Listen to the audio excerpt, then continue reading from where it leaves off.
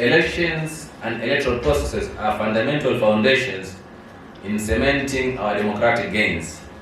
These foundations have a significant impact on the progress of our country because they are springboard to national development. Through election, we get representation to sit on the resource sharing table. It has been argued by many that the outcome of meeting will outrightly be different when even a single woman participates in a decision making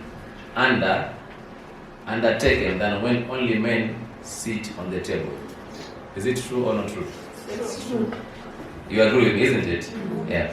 The IEBC in the last 1 decade has made great strides in advancing women into leadership position. The question to ask perhaps is, has the IEBC been pro-women or as it claims or not?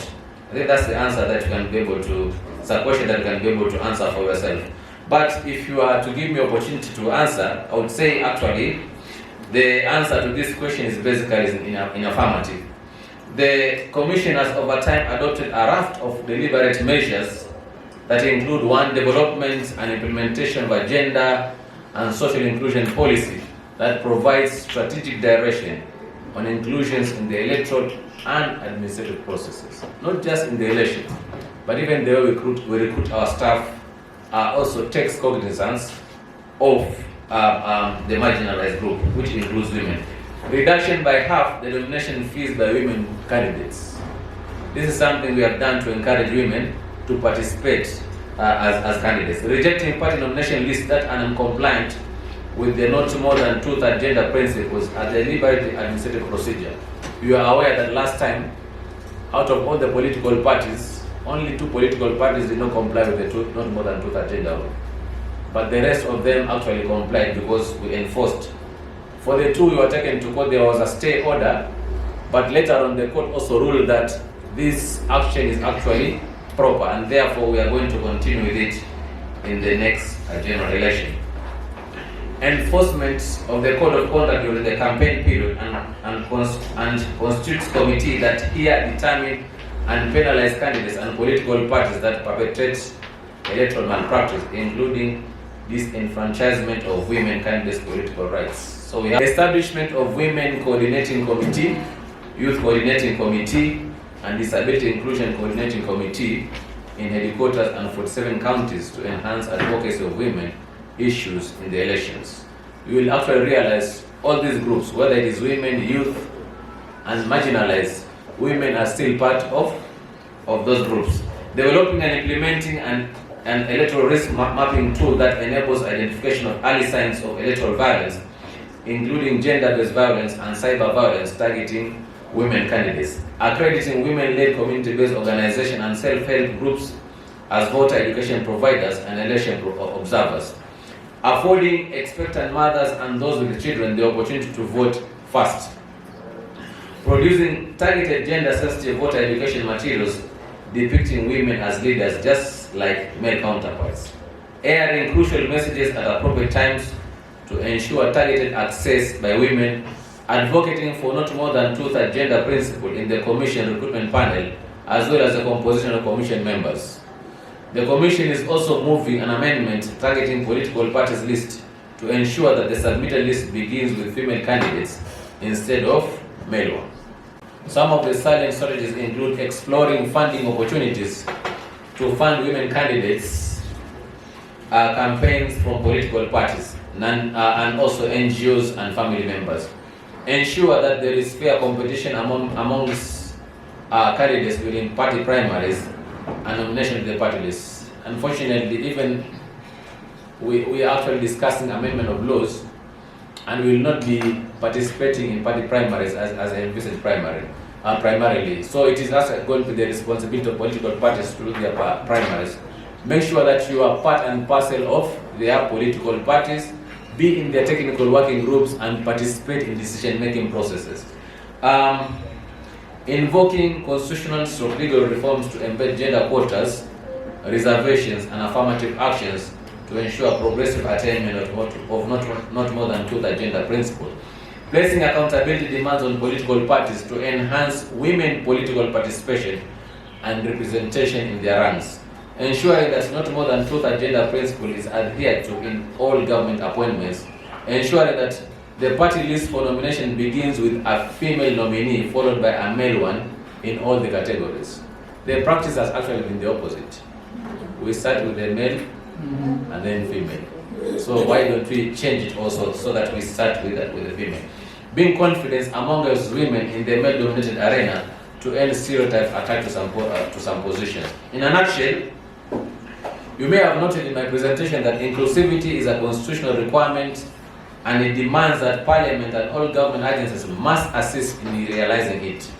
The most difficult problem in all this is that women have been pulling one other's legs. I think that has been the challenge. That maybe, I don't know, maybe jealousy or something, but you need to support one another. The most difficult problem is that women have been pulling one another's leg. They seem to hate fellow women and those that have opportunity to advance others' rights, either become complacent or fear to speak up. Therefore, I challenge you to drum up support for one another and acquire adequate capacity in both political parties and supportive institutions like the ones that are here today. Getting elected in Kenya is very competitive. Let me not cheat you. It is very, very competitive. And sometimes they call it a fight of the bulls. So with that in mind, you may need to, one, agitate through organized formal forums for the realization of your rights as women. So please organize such many forums where you can actually be able to realize your rights as women. To grow, register as members of political parties to get more opportunities to render leadership services. So you need to grow, and in order for you to grow, you need to register as members, and also you need to enlist more people in the register of voters to enable them to vote for you. Keep abreast with the ever-changing technology and artificial intelligence for the purpose of creating awareness to counterparts and would-be supporters. It's very easy when you use artificial intelligence to target your campaigns to targeted groups. And the speed at which you can be able to do can reach as many people as possible. But also be aware that we have got digital divide. Other parts of the country are not actually tech savvy, and therefore you need to use other means to reach out to them. Yes, absolutely. Women with disability face more challenges because of the physical nature or the kind of impairment that they have, and therefore they need more support. From the Commission perspective, we have done a lot of work to ensure, first of all, data is available to understand where not only voters but also candidates, where are they coming from. This information helps in terms of planning for the activities, in terms of accessibility, and also in terms of inclusivity when it comes to voter education. So the disadvantaged groups like people with disability, and not just women but also even men and the youth, needs a lot of support from all of us. And therefore my appeal, my call is that sponsors, people who advocate for rights of those who are disabled, those who do not have the right means compared to other human beings, are given the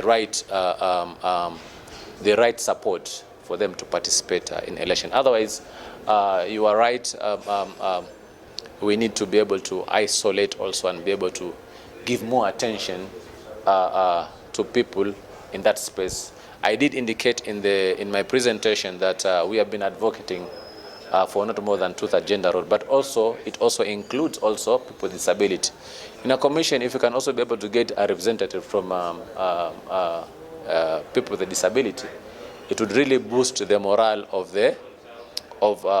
this group, and also shows that Kenya is an inclusive country and supports mainstreaming of everyone when it comes to social as well as economic activities. Increase in terms of number of women who garnered elective position in 2017 compared to 2022. Actually, in all positions, save for presidential, where we only had deputy president also there.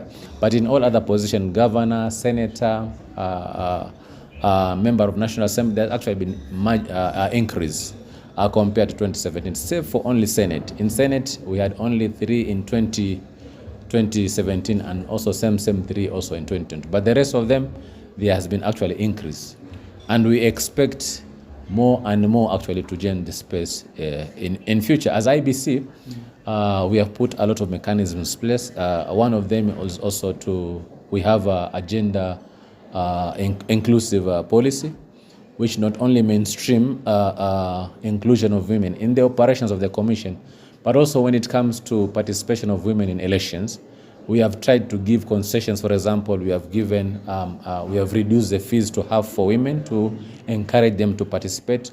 We have been able to come up with groups like Women Coordination Committee to encourage other women and to be able to train other women. We've been able to train women groups to be able to train others.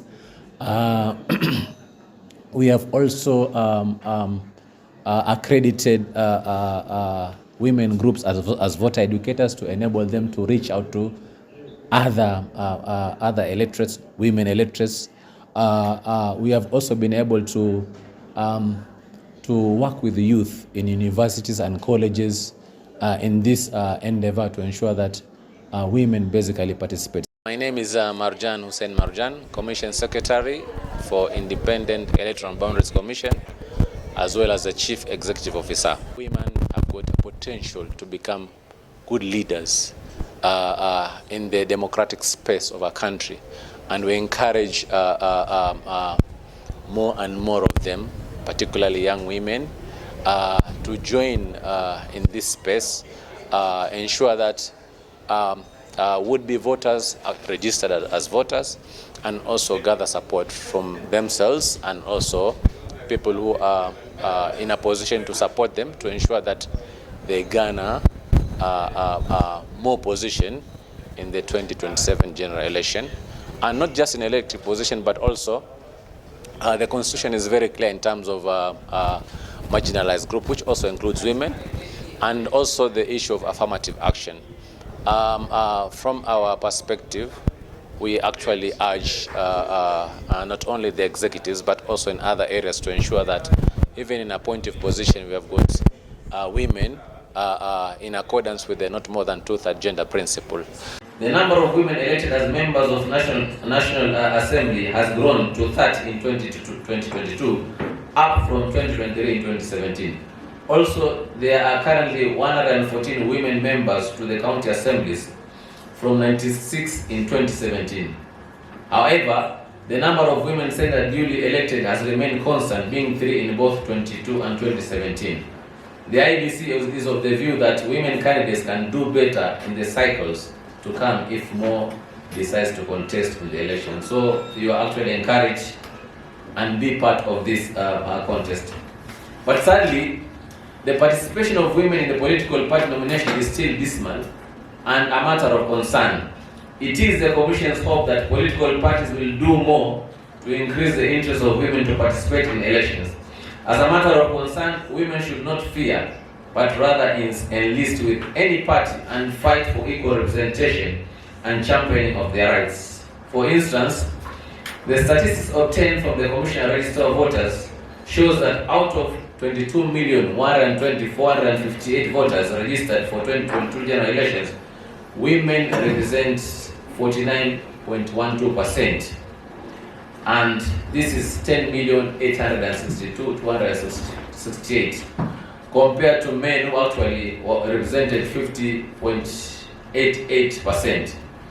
This, compared to 2017, was an improvement, where we had 19.6 million registered voters, out of which 46.6% were women.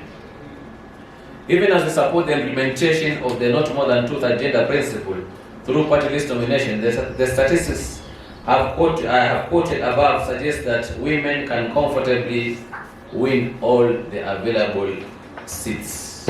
You are actually 50-50. Yes.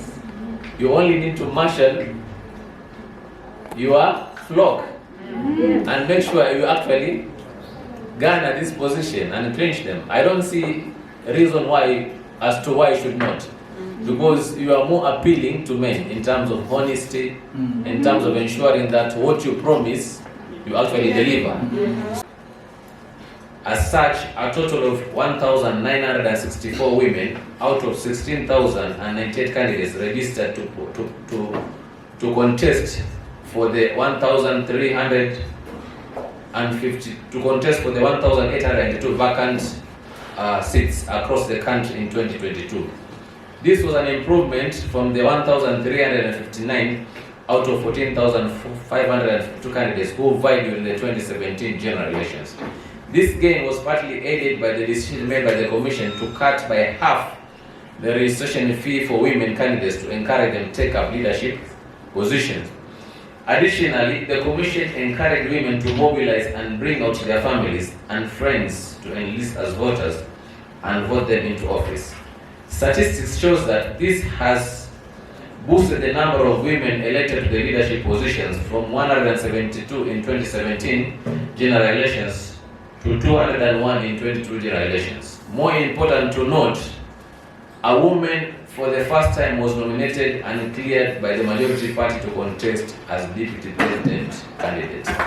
Yeah, there are so many challenges I face as a lady with disability. First of all, there is discrimination. Someone is seeing you as a disabled lady, and why are you going for this position? So I ask myself, am I not a human being? There were so many challenges. Another challenge was financial.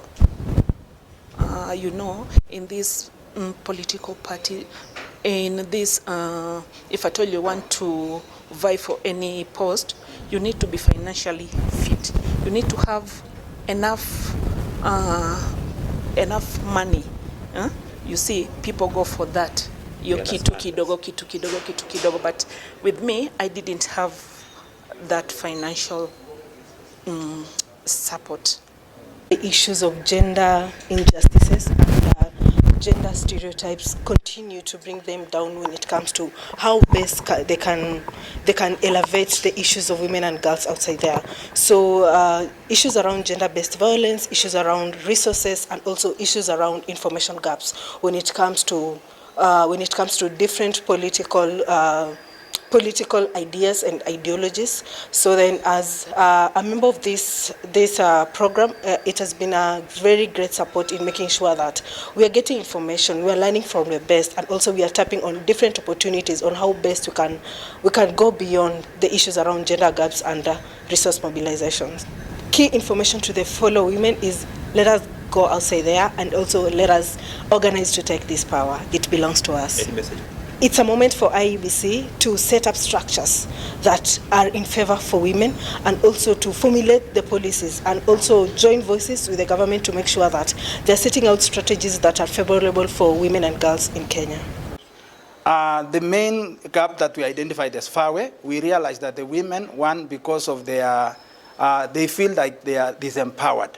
And so they may not have the knowledge. And like I said, knowledge is power. So once we bring these women to this space, they will realize that it is also their time to rise up. One, we need to give them the skills, the right skills. They need to know what are the processes of registering with the registrar of parties. How can you rise up to become a leader in all the spaces? This is the time for a woman to rise to power, because gone are the days when women feel like they are just, belonging to the kitchen, or rather they are there to be helpers. It is time for a woman to rise. This is the time. We are telling us, all women, rise up. This is your time, and we're here to support you. Thank you.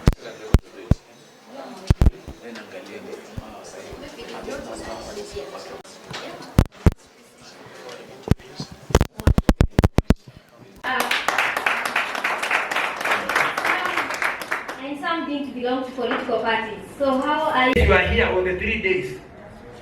Make sure you network. Richard, for this beautiful opening speech. Okay, we will continue in that same line, and we will. So at the end of our 2 to 3 days, we make sure that we are more empowered than before.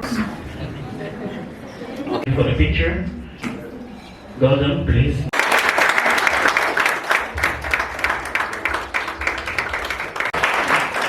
I told you, before we leave here, you'll go home with your hand like swollen. I will ask, we'll make sure that we have space to make that happen. Add the personnel from Fairway and then add everyone else. It's beautiful, right? Yeah. You can clap for me, right? We got a good picture, we got some gifting, okay? So we have some little things. Big is big? Yes. Okay, I told you. Okay, we've made speeches here. Who has said that? It's to be big in your communities. It's not bad to be big. Don't let anyone tell you that you have to be small. You have to be big, because that's, and I should do it. That's what we're here for. So make sure you get that level where big is big, and then they change. And take your rightful position. So if I ask you, what have you done, or what are you doing to ensure that you reach there? What have you done so far? And then take him all the way here. You've been doing. I've seen how far it went. Okay, so we said earlier, who's doing it? Big is big, right? Yeah. Okay, so there is this spaces where we will not feel comfortable just even being in the political arena. But this can change. She has done a lot during her tenure to make sure that we hear that this is a topic that is very dear to her heart. Independent candidate, is it? See? Yeah. Political parties. Thank you. We can get them. Is that how we opening ceremony? So please, Madam Beatrice Ndere, thank you for coming here. But before that, I would like to say thank you to the press that is here with us today. So he thoroughly. May the Lord bless you. Let's enjoy Machakos, Masaku. We will create a more inclusive and dynamic political landscape. Questions and build connections. Remember, you are the future leaders of this country. Can you learn and relearn? I encourage each one of you. The illiterate of the 21st century will not be those who cannot read and write, but those who I travel to Nigeria. I also travel to Ghana, I travel to Zambia, and when we go there, we have to support you on every step is very critical. As I bring this to a close, in their funerals, you're participating in their rampage, in everything else, then people will say, oh, this is our leader. You know, it is one thing to be ready for something. Someone said, if you don't prepare, learn more on the same. Why young women? Why?